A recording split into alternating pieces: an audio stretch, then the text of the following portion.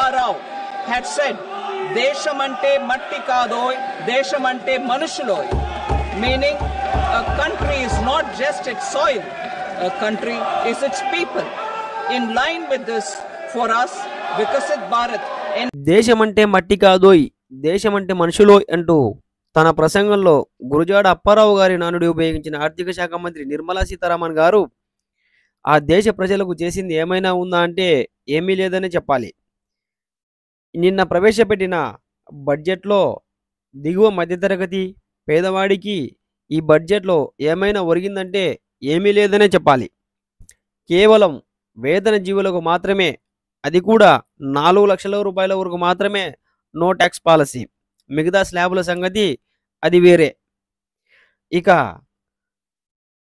ఇది కాకుండా ప్రజలకు అవసరమయ్యే నిత్యావసరాల ధరలు, నూనెలు, పెట్రోలు, పాలు లాంటి వాటికి స్లాబులు తగ్గించి ఏమైనా ప్రయోజనాన్ని చేకూరుస్తారేమోనని ఎదురు చూసిన పేదవాడికి నిరాశ మిగిలింది తప్ప వేరే ఏమీ లేదు.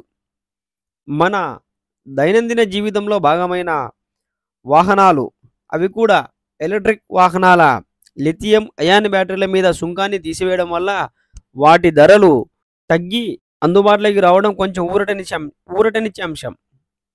ఇది తప్పితే పేదవాడి బ్రతుకు మారే వేరే మంచి పని ఏది కూడా బడ్జెట్లో ఈరోజు ప్రవేశపెట్టలేదు.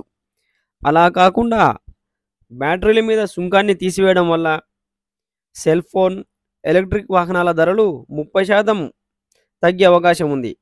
అలానే దేశీయంగా ఉత్పత్తి అయ్యే ఎలక్ట్రానిక్ పరికరాల సుంకాన్ని తగ్గించడం ద్వారా ఎల్ఈడి ప్యానెల్స్, టీవీలు కూడా ధరలు తగ్గే అవకాశం ఉంది. 5 ఏళ్ల ప్రణాళిక అంటూ లక్షల ఉద్యోగాలని ఊదరగొట్టడమే తప్ప తక్షణ ఉపశమనం ఏదీ కలిగించలేదు. రైతులకు కిసాన్ క్రెడిట్ కార్డు 3 లక్షల నుండి 5 లక్షల వరకు పరిమితిని పెంచడమే తప్ప పిఎం కిసాన్ యోజన కింద ఇచ్చే 6,000 రూపాయలలో ఎటువంటి మార్పు లేదు. అలాగే విద్యార్థులకు సీట్లు పెంచి కార్పొరేట్లకు అమ్మటం తప్ప వారికి చేసింది ఏమీ లేదు. ఉభయ తెలుగు రాష్ట్రాల ప్రస్తావన అసలే లేదు. దేశంలో ఏదైనా మేలు జరిగిందా అంటే అది ఒక బీహార్ రాష్ట్రానికి మాత్రమే చెప్పాలి. మిగతా రాష్ట్రాలకు పైసా విధిల్చింది కూడా లేదు. రాహుల్ గాంధీ గారు అన్నట్టు బుల్లెట్ గాయానికి బ్యాండేజ్ అంకెల గారి తప్ప దేశ ప్రజలకు ఈ బడ్జెట్ నిరాశ మిగిల్చిందనే చెప్పాలి. Stay tuned Ayan TV.